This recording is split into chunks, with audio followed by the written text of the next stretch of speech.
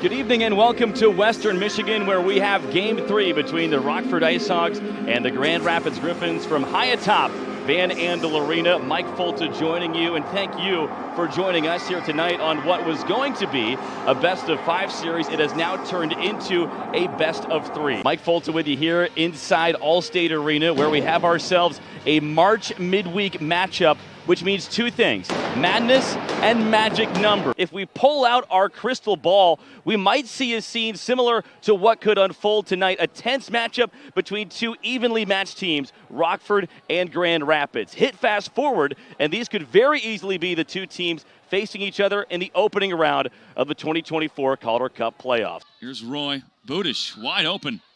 Top of the 18, Budish buries one in the top right corner. And the offense roars to life for Purdue here in the second half.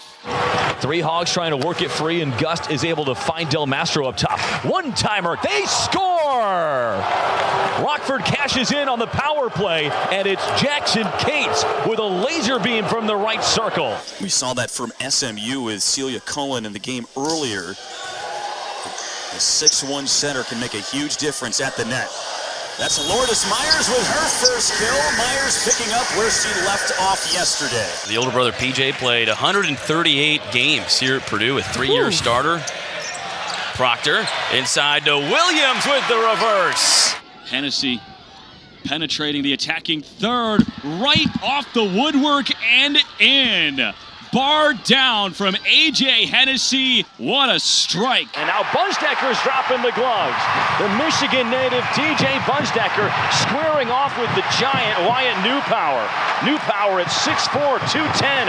Bunsteker 5'10". He's given up 6 inches, but standing up for his line mate Zach Jordan. This exhibition tonight feels important for Purdue. They have a lot to figure out about their team identity without Carson Edwards and without Klein. Proctor wants to be part of that identity. Knocking it down from outside. Okay, that's cut out nicely that time by Sydney Erst. And here comes Meyer, wide open. Meyer scores early for Western Kentucky, and the Lady Toppers strike first. And that's dug out by Anderson. Here is Chacoin. That time a little finesse, but it was read well by Grom. A swing for Wilson. She ran headlong into that block. Heaney got a tap on it. Wilson tries again. Nothing doing. This time a right side swing. The Purdue block gets there again. Anderson sets Chacoin. It's blocked out. What a rally and what a point by the Boilers. Bjork back up the ice for Rockford across the line. Bjork hits Anderson. Backdoor. Hardman scores. Joey Anderson has been the maestro here in this first period, and he conducts the second goal of the night for Rockford. This time it's Mike Hardman who's the beneficiary on the backdoor. Crucial moments await us here at Holloway Gymnasium, where Kentucky leads Purdue 12-1 in the 5th set, the finale of the Stacey Clark Classic here in West Lafayette. It's been a fun one so far, partner, and I have a feeling these next few points are going to get rowdy here inside Holloway.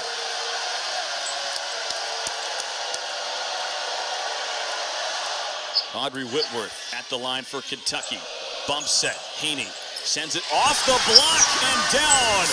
The freshman Heaney comes up with a big swing here at home. 5th kill of the day for Heaney, but the Boilers catch a break and out of system play as Anderson just has to put it up on that right side. And one of the rare moments, again, we see Bevan can't reach it off the touch from Wilson.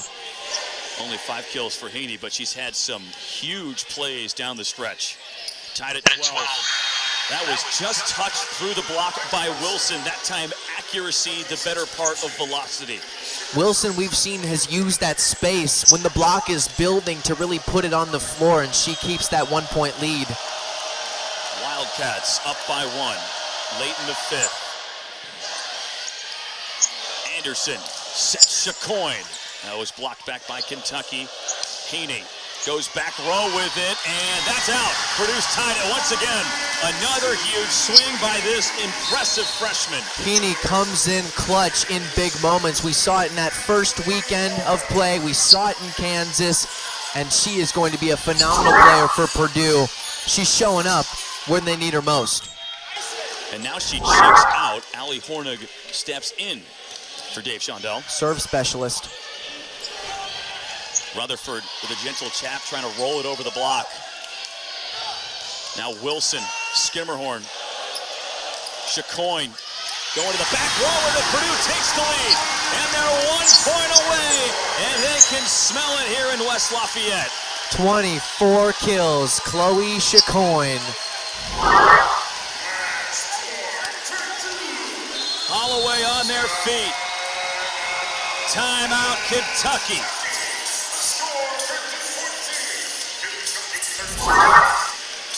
14-13, we'll stay right here. Celia Cullen, that's the outstanding setter for SMU. We got to see earlier today, but it has been Chloe Chacoin here today. Season highs in kills. When Purdue has needed to stop rallies, to start rallies, it has been the freshman on that left side. This is a big moment. We saw the freshmen come out a little flat in that first weekend. They dropped a couple matches that they shouldn't have. Then they rally back on the road. They win 2 top 25 games, and now you're home against another top 25 opponent. One team that started in the top 10 for this year and picking up a win at home, getting back on that positive side of the home record is what you need to do. Keep the fans coming back, keep the good vibes going for the season as you head into the final non-conference weekend against UCF and USC. And Purdue on top here in the 5th after Kentucky blew the doors off in the 4th, and it looked like all of the momentum, maybe a word that gets overused by us on the broadcasting side, felt like it was on the Kentucky side. Purdue was able to get off to a good start here in the 5th set. It continued that as we go back and forth. It has been call and response by both sides. We talked a lot about the youth of this team and the inexperience. Well, it's part of that inexperience that gives them the belief that they can, and it's the talent that they have that shows that they will, and they've got match point here. Almost like they don't know any better. Here's Allie Hornick, the junior. 14-13, match point. Off the block, Hornick can't get there. And we'll get some free volleyball. 14-14 here in the 5th. It's win by 2.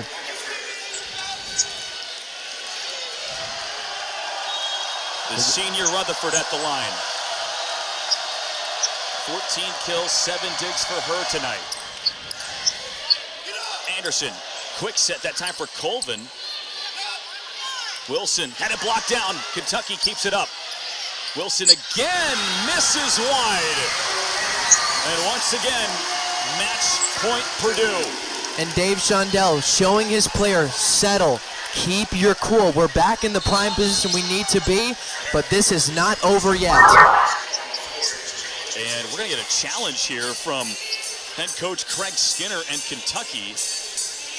And this challenge is essentially a timeout for Kentucky. It's a win-win situation for the Cats. It absolutely is. You're going up against match point. You're out of timeouts here in this 5th set, but you use that challenge.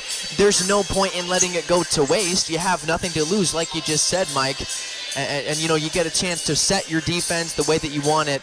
But now the Boilermakers, now with that momentum and the match point, they get a chance to set their offense as well. I think one of my favorite parts about this match so far is that we've seen players step up for both sides that maybe hadn't done so previously. You look at some of the people on the Kentucky side, Megan Wilson, who didn't have big numbers coming in. She's been excellent. Johnny Teeler and Elise Getzinger, Reagan Rutherford, those are the usual suspects, along with Jerome and Bevan as well. Bevan with 21 digs, 3 players with double figures on the court right now for the Kentucky, and it's going to stay with Purdue. We knew that coming into the point, just a free timeout, but I also want to just say Taylor Anderson with a double-double, over 40 assists and over 10 digs as well. Match point. Chloe Chacoin, #1 recruit in the nation. Wilson extends this game for Kentucky. She's been huge. 16 kills for Megan Wilson in this game. Just because this place explodes does not mean Purdue has earned this win. They got to get it themselves. They're not entitled to it just because this is their gym. Tuzzo, the freshman. Remember, Kentucky had a service area just a few moments ago. Tuzzo gets this one over cleanly. Anderson serves Hudson off the block. Tuzzo keeps it alive. Now delay has it blocked down. That's Raven Colvin, one of the leaders of this Purdue group. Colvin tied for the lead in blocks yesterday with 5, but she's leading all players with 8 outright in this match. Another match point for the Boilers coming up. Stepping up to the line now, Emily Brown, the senior out of right here in Tippecanoe County. Important to note, Maddie Skimmerhorn, the anchor libero, not in right now. Emily Brown to serve. Match point, delay. Dug out by Hornig. Hudson to finish it. Not yet. Anderson to Hudson again, and a double touch that time by Purdue. 2 hits is called. Hudson caught it twice as it fell back on her, so we're tied again. The show goes on here at Holloway. 16 apiece. It's Getzinger to serve.